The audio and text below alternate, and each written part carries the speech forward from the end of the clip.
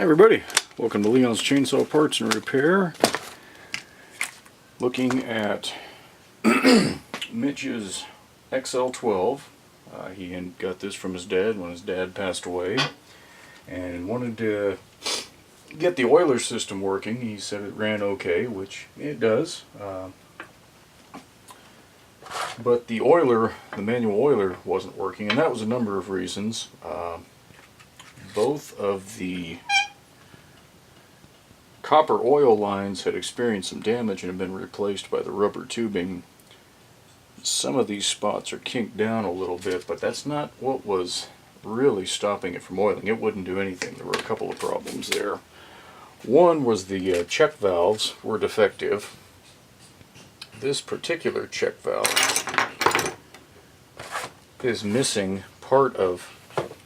Actually, this is... I got too much stuff out here, folks. This is a disaster.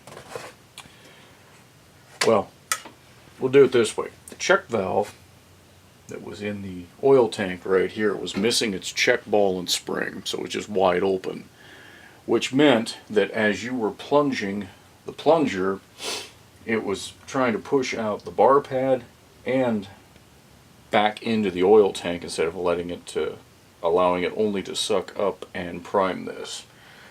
Same thing was true on the check valve that's on the other side of this. It was not functioning properly either. So that combination, along with the O-ring in the plunger, was a little too small in diameter. It looked like it might have been aftermarket. It wasn't thick enough.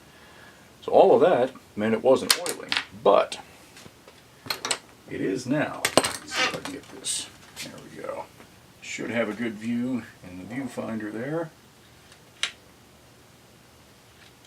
Nice good flow of oil.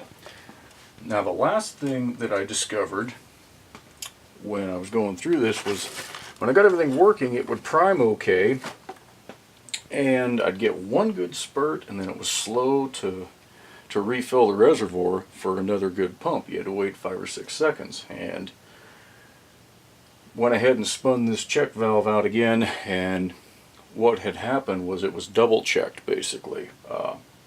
The wrong filter had been used at some point along the line, and it had a check valve and a restrictor in it, so it was, you know, just restricting this way too much. There was only a little bit of oil that could flow up into the pump reservoir. So anyway, that's all taken care of. Obviously it oils just fine right now. That'll keep a chain looking nice. See the new copper line snakes back in here. You got to pull this whole thing apart to do that. And I went ahead and pulled the cylinder off to replace the cylinder gasket, which is common to the airbox because that had some silicone on it. What else did this guy need? Not a whole lot. Put a fuel line on it. The one that was in there was looking a little haggard, and that's a minimal expense to have a nice one. The other thing this saw was missing was all of its grommets. The carburetor adjustment grommets, choke grommet, and then the grommet for the fuel hose on the airbox side. This would have had originally one of those molded gas hoses that snapped into the tank, had its built-in grommet, and then was real, you know, about as thick as my pinky coming back this way. And those are, the reproduction ones don't last, so I went ahead and used good Tygon. Got everything sealed up, it's running good.